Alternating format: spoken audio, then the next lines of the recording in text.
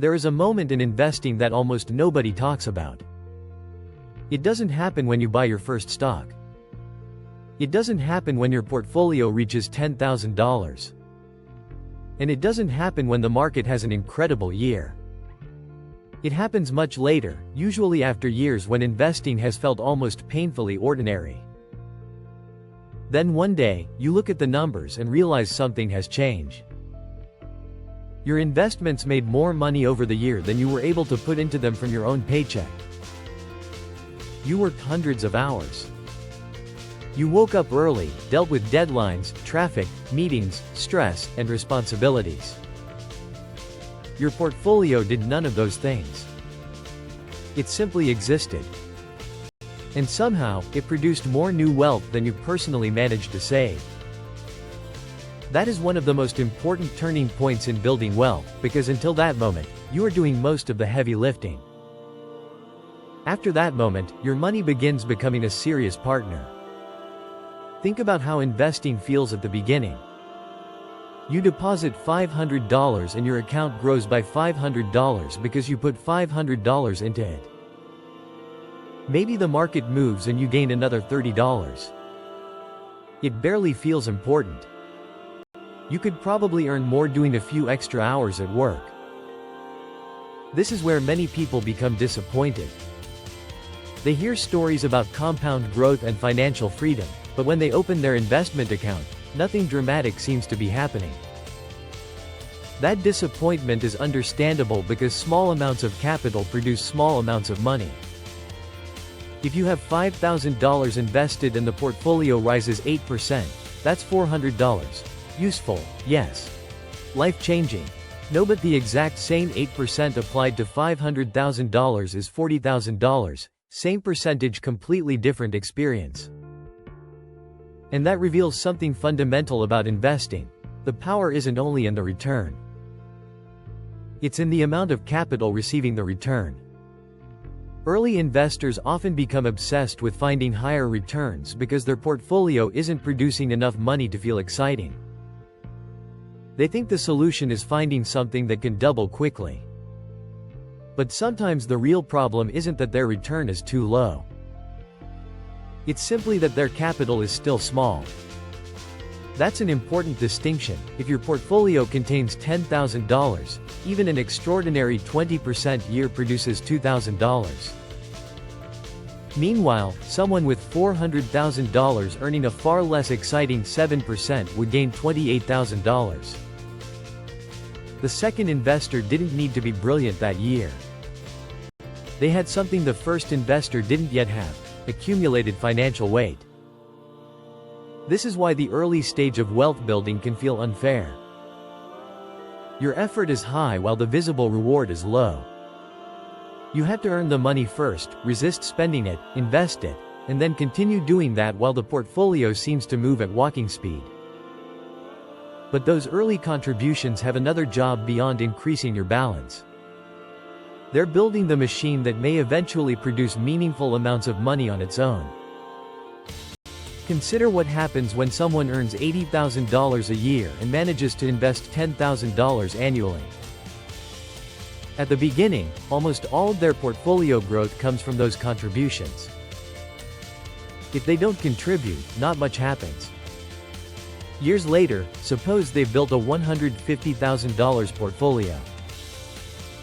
An 8% year would represent roughly $12,000 in market growth before considering the timing of contributions and ignoring taxes and fees for simplicity. Something interesting has happened. The portfolio has potentially produced more than their usual $10,000 annual contribution. They still worked, they still invested, but now another engine is running beside them. Take the idea further. At $300,000, an 8% year is $24,000. At $500,000, it's $40,000. At $1 million, it's $80,000.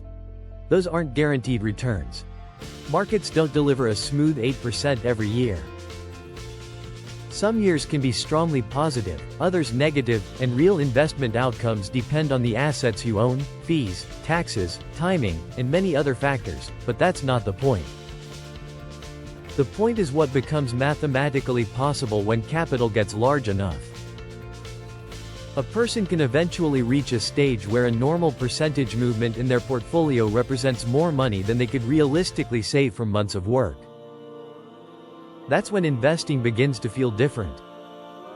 Even if you work extremely hard, there's only so much labor one person can provide. It can own tiny pieces of businesses around the world, earn distributions where applicable, participate in business growth, and continue operating without asking you for another hour of your day. At the beginning, that second worker is almost useless. Give it $100 and even a fantastic return won't change your life. That's why you have to carry the financial team initially. You earn, you save, you invest, you repeat. The employee becomes the assistant, and the capital becomes the heavyweight. This also explains why the first meaningful amount of invested money can feel so difficult to build. You're trying to construct an engine while simultaneously supplying almost all of its fuel. People see wealthy investors whose portfolios can move by tens of thousands of dollars in a day and assume those investors have discovered some secret unavailable to ordinary people. Often, the biggest difference is simply scale. A 1% movement on $5,000 is $50. 1% movement on $1 million is $10,000. The market didn't treat the millionaire better. The mathematics treated the larger pool of capital differently. That realization should change the way you think about the beginning of investing.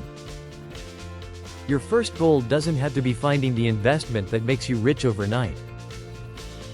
Your first goal can be building financial mass. Every contribution increases the amount of capital available to participate in future growth.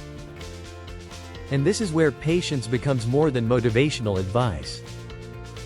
Patience becomes an economic advantage. There is a strange period in wealth building where the person doing everything right can look almost identical to the person doing nothing.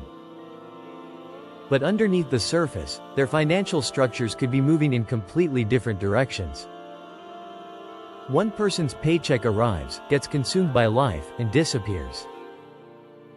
The other's paycheck arrives, and part of it gets converted into ownership. That ownership remains. Next month, they add more, then more, years pass.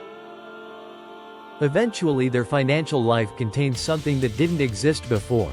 A substantial pool of assets capable of producing meaningful gains independently of the next paycheck. This is one reason wealth can be invisible for such a long time. The most important part of the process isn't necessarily something other people can see. You can't photograph compounding very well. There isn't much social status attached to quietly holding investments for 10 years. Nobody applauds because you didn't interrupt a good strategy. But wealth doesn't require an audience. It requires accumulation.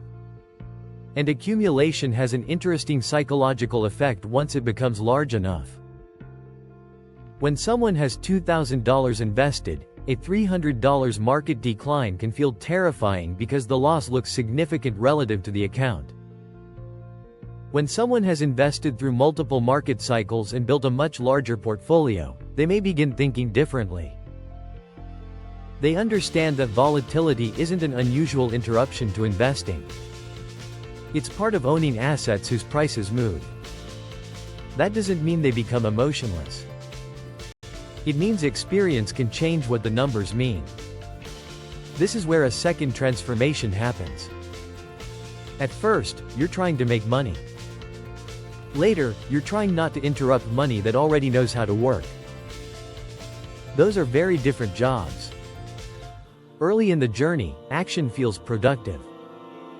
You want to find something, change something, optimize something. Later, unnecessary action can become the danger. A portfolio that has taken 15 years to build doesn't necessarily need excitement.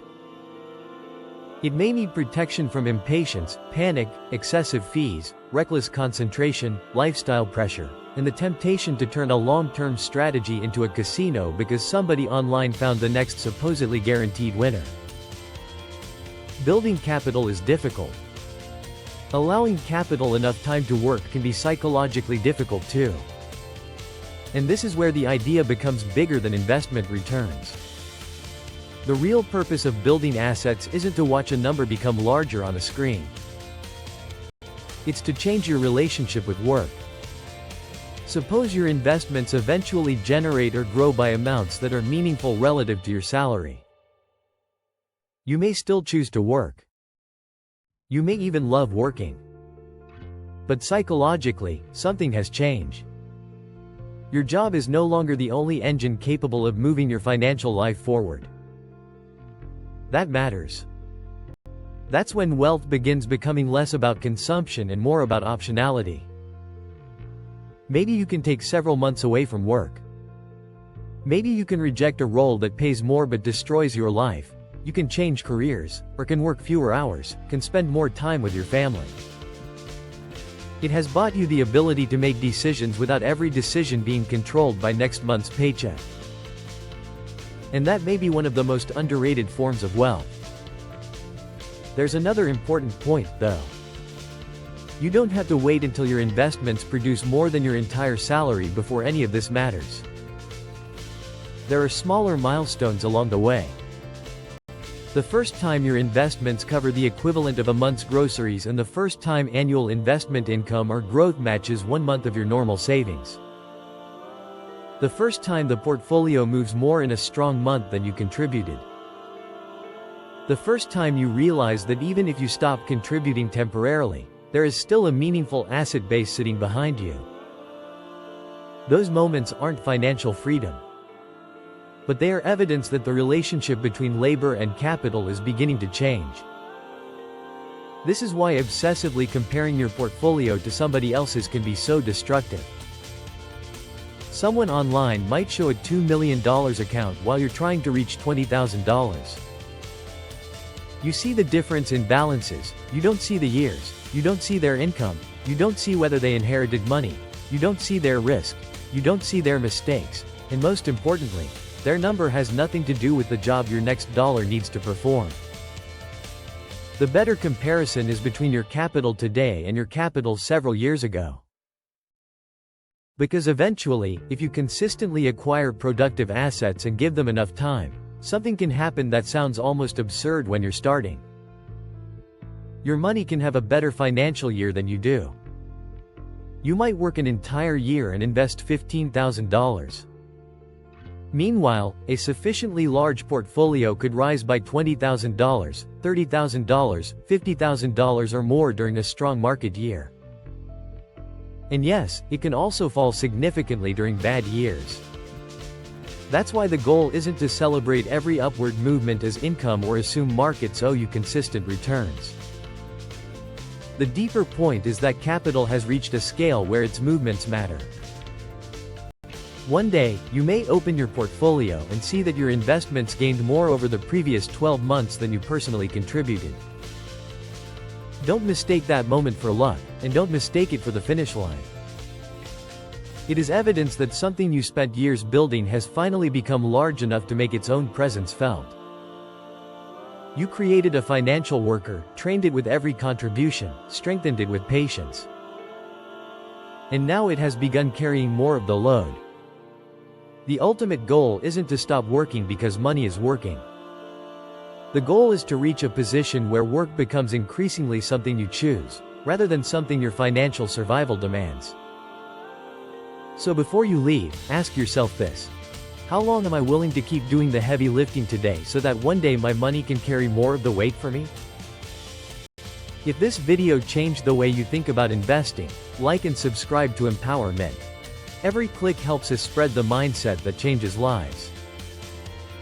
Empowerment. Build yourself, build wealth.